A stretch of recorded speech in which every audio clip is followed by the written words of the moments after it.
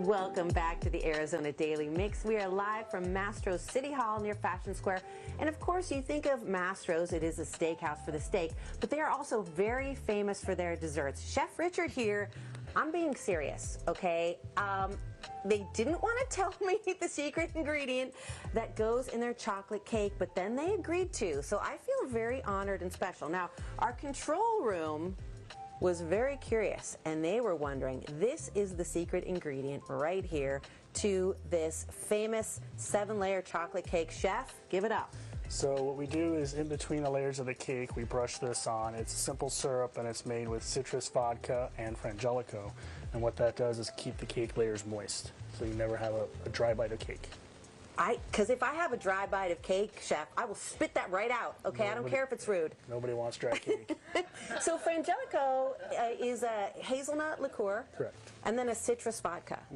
From a flavor perspective, is that also enhancing the chocolate? Yep. Everything builds into those layers of flavor. All right. Well, thank you for sharing that, because if you're trying to make a cake at home and you don't want it to be dry, just steal the secrets from Chef Richard here at Mastro's. Okay, what do we have over here?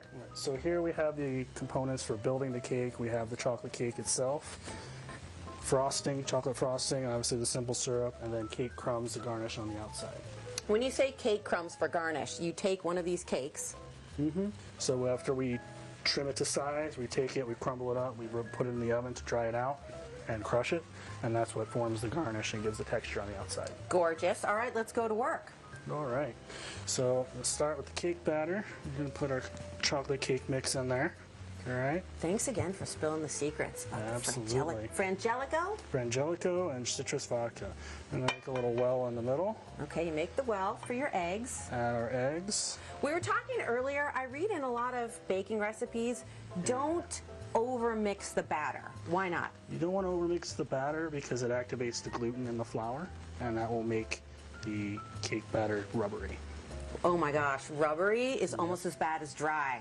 That's correct. When I bake at home, it's frequently rubbery and dry. I don't want to brag, but I already have.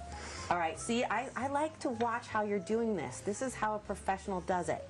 Yep, You're using a spatula, not a whisk? Why? We want to fold it in on itself. Like you said, we don't want to mix it too much. Nice. Add in our water. That's just water, not vodka, because now I think everything's liquor. Just water, no vodka. I feel like a secret ingredient in everything is always booze. Usually. That's always. By the way, is. while you're mixing, can I just ask you about your butter cake? Because it is by far your most popular dessert here, even though we're making the chocolate cake. And you've told me that you can't share with me the secrets of the butter cake. Nope, that's our secret. Maybe next time. Maybe next time. But probably not. You are more than welcome to try it, though. And are you a butter cake person? I love our butter cake. Is that your favorite? Definitely by far my favorite. Oh, chocolate cake is fantastic. So. Chocolate cake that's for me. And where do you stand on a la mode? Everything's better with ice cream. Thank you. I'm going to knit that on a pillow. I'm going to have that on the front, and Mastro's is my favorite on the back. Okay, you're doing a great job mixing here, and while you're doing that, I should say they also have cheesecake.